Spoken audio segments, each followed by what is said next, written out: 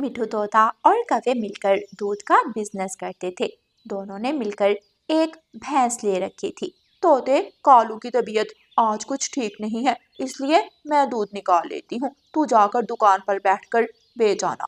ठीक है गौरी, दूध निकाल कर मुझे दे जाओ, मैं दुकान की साफ सफाई कर देता हूँ तब तक। तोता वहां से उड़ता है और दुकान की तरफ चला जाता है। चल प्यारी भैंस, दूध निकाल। गौरी दूध निकालना शुरू करती है। गौरी कभी 2 बाल्टी दूध निकाल लेती है और फिर दूध को एक कैन में डालती है। कैन को साइकिल पर रखती है और दुकान की तरफ चलती है। ये ले तोते, पकड़ कैन। और हाँ, कल जो तूने पैसे दिए थे बहुत कम थे, आज ज्यादा मुनाफा चाहिए हमें। जो भी इस काम से मुनाफा होता है मैं आधा आधा कर लेता हूँ। अब क्या दूध में पानी डालकर बेचना शुरू कर दूं? अच्छा अच्छा, अपनी मोटी चोंच बंद कर, मैं जा रही हूँ घर। कालू बीमार है ना, उसके पास रहूंगी मैं। गौरी कवि वहां से चली जाती है। रोज इन कौवों का कोई ना कोई नया बहाना होता है। सारा काम मैं करता हूँ दिन भर, बिना मेहनत के आधे पैसे मिल जाते हैं, फिर भी नखरे खत्म नहीं होते इन कौवों के। तोते की दुकान पर ग्राहक आना शुरू हो जाते हैं। तोते भैया, मैंने खीर बनानी है, आज मुझे 1 किलो दूध ज्यादा दे देना। तोता रानू चिड़िया को दूध डालकर देता है। फिर कबूतर और मैना सब दूध ले जाते हैं। शाम हो जाती है। तोते की दूध की कैन खाली हो जाती है। तोता दुकान बंद करने ही वाला था कि वहां बुलबुल आ जाती है। तोते, आज मुझे आने में देर होगी, लेकिन प्लीज मुझे दूध दे दो। ओहो बुलबुल, तुम तो बहुत लेट हो गई हो, अब तो दूध खत्म हो गया है। अच्छा तोते, कल से याद से मेरा दूध भी रख लिया करना। बुलबुल घर वापस जा रही थी कि रास्ते में बुलबुल को गौरी कवि मिल जाती है। बुलबुल, ये खाली बाल्टी लेकर कहाँ जा रही हो? तुम्हें तोते ने दूध नहीं दिया? गौरी, तोता कह रहा था दूध खत्म हो गया है। इस तोते को बताना पड़ेगा कि ग्राहक को खाली पंख वापस नहीं भेजते। अच्छा गौरी बहन, मैं चलती हूँ। अगली सुबह दोनों कौवे दुकान पर पहुंच जाते हैं। अब कैसी तबीयत है कालू भैया आपकी? वो छोड़ तोते, आजकल बहुत शिकायतें आ रही हैं तेरी कि तू ग्राहकों को खाली पंख भेज देता है। कौवो, जब कैन में दूध नहीं होगा तो मैं भला क्या करूंगा? और वैसे भी इस काम से मुझे भी मुनाफा होता है, मैं अपना नुकसान क्यों करूंगा? देख तोते, तेरे साथ काम करने में बहुत घाटा आ रहा है हमें। अब हम मजीद तेरे साथ काम नहीं कर सकते। क्या मतलब, क्या कहना चाहते हो? मतलब तेरा और हमारा बिजनेस में आधा आधा हिस्सा था। भैंस हमारी हुई और ये दुकान तुम्हारी। चल अब निकल यहाँ से। लेकिन कौवो, ये तो अन्याय है। ये लकड़ी की दुकान, इसका मैं क्या करूंगा? और भैंस तो बहुत महंगी आती है। अब जाता है या फिर दूसरा तरीका आजमाऊं मैं? तोता बेचारा डरता हुआ वहां से चला जाता है। घर जाकर तोता बहुत परेशान था। काले कौवो, तुम दोनों ने अच्छा नहीं किया मेरे साथ। देखना, तुम कौवों से भी बड़ी दूध की दुकान खोल कर दिखाऊंगा मैं। तोता ऐसा सोचकर रानू चिड़िया के पास जाता है। जी तोते भैया, मेरे पास भी कुछ पैसे जमा है, मिलकर भैंस ले लेते हैं। आप देखना रानू बहन, हमें बहुत मुनाफा होगा। चल भैंस, जल्दी से दूध निकाल, और आज 3 बाल्टी चाहिए दूध की। कालू जी फिर उस 3 बाल्टी को 4 बना लेंगे। 4 बना लेंगे? वो भला कैसे गोरी? अरे पानी डालकर। कौवे हंसने लग जाते हैं। लेकिन मालकिन, मैं 2 बाल्टी से ज्यादा दूध नहीं निकाल सकती, मेरे लिए बहुत मुश्किल होगी। निकालती है या मारूं एक डंडा? लेकिन मालिक, कालू कौवा जोर से एक डंडा भैंस को मारता है। भैंस बेचारी रोने लग जाती है।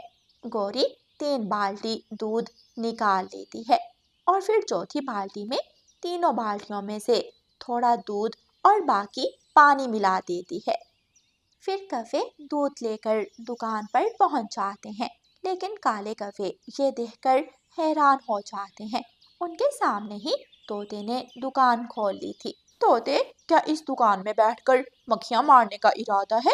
लेकिन कौवे और हैरान तो तब होते हैं जब सामने से रानू चिड़िया दूध की कैन उठाए आ रही थी। अब उन दोनों के दरमियान मुकाबला बहुत सख्त हो चुका था।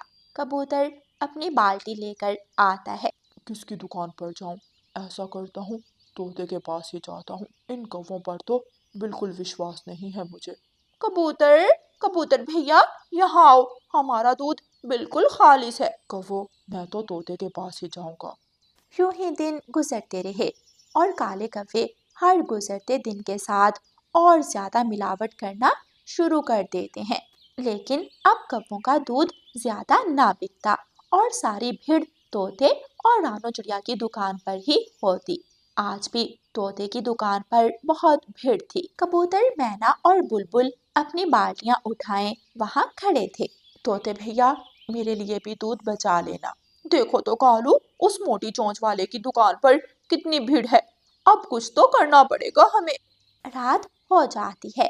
कौवे अपनी दूध की कैन में पेट खराब करने की दवा मिला लेते हैं। कालू, अब सुबह हम अपने दूध की कैन उन दोनों की कैन से बदल देंगे। अब आएगा मजा। सुबह हो जाती है, लेकिन जैसे ही तोता और कौवे अपनी अपनी दुकान खोलते हैं, वहाँ फूड चेकिंग पुलिस आ जाती है। कौवो, कोई मिलावट तो नहीं कर रहे हो ना? नहीं नहीं सर, कोई मिलावट नहीं है। चलो फिर एक गिलास दूध तो पिलाओ, अभी पता चल जाता है। इंस्पेक्टर अपने साथी को तोते की दुकान पर भेजता है। दोनों दूध पीते हैं, लेकिन दूध पीते ही इंस्पेक्टर के पेट में शदीद दर्द शुरू हो जाता है। हाय, मेरा पेट। कौवो, ऐसा क्या मिलाकर बेच रहे हो? तुम्हारा दूध पीते ही मेरे पेट में दर्द होने लगी है। पकड़ लो इन कौवों को। पुलिस कौवों को पकड़ लेती है। जल्दी चलो, मुझे शौचालय जाना है। पुलिस कौवों को वैन में बिठाकर ले जाती है। देखो, तुम दोनों कौवों ने जो दूसरों के लिए गड्ढा खोदता है, उसमें खुद ही गिर जाता है। चिड़िया भी वहाँ आ जाती है। तोते भैया, ये दोनों कौवे कहाँ के? लंबी कहानी है रानो बहन, बताता हूँ आपको। फिर तोता रानो चिड़िया को सारी बात बताता है। प्यारे दोस्तों, इस कहानी को लाइक, अपने दोस्तों के साथ शेयर और चैनल को सब्सक्राइब करना बिल्कुल मत भूलना। आपका धन्यवाद।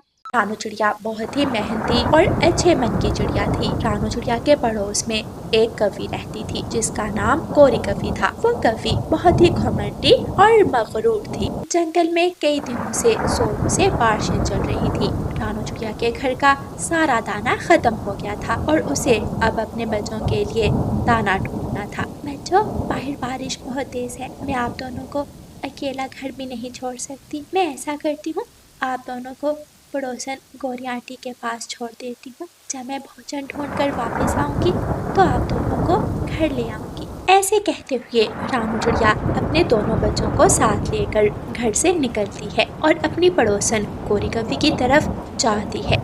गौरी बहन, आप मेरे बच्चों को अपने पास रख लें। मैंने दाना ढूंढने जाना है। मैं वापसी पर अपने बच्चों को ले जाऊंगी। ऐसे तो मैं तुम्हारे बच्चों को नहीं रखने वाली। अगर मेरे लिए भी दाना लेकर आओगी तभी रखूंगी। अच्छा ठीक है गौरी बहन, मैं आपके लिए भी दाना ले आऊंगी।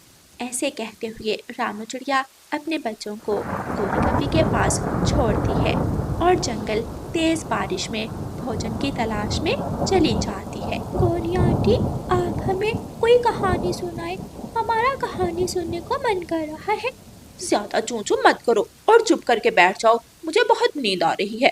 अगर कोई बोला तो उसके एग लगाऊंगी। दोनों बच्चे चुप करके घोंसले में बैठ जाते हैं। उधर रानो चिड़िया तेज बारिश में उड़ती हुई घने पेड़ों के दरमियान जाती है। थोड़ा आगे जाकर रानो चिड़िया को एक पेड़ के नीचे एक मकई का पौधा दिखाई देता है, जिस पर 2 मकई के भुट्टे लगे थे, जिन्हें देखकर रानो चिड़िया खुश हो जाती है।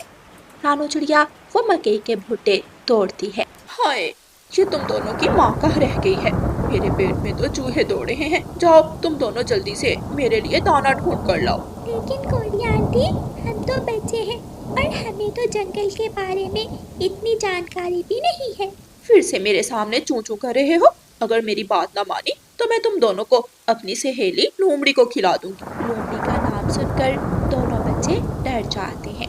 नाना आंटी, हमें लोमड़ी को मत खिलाइएगा, हम अभी दाना लेने जाते हैं।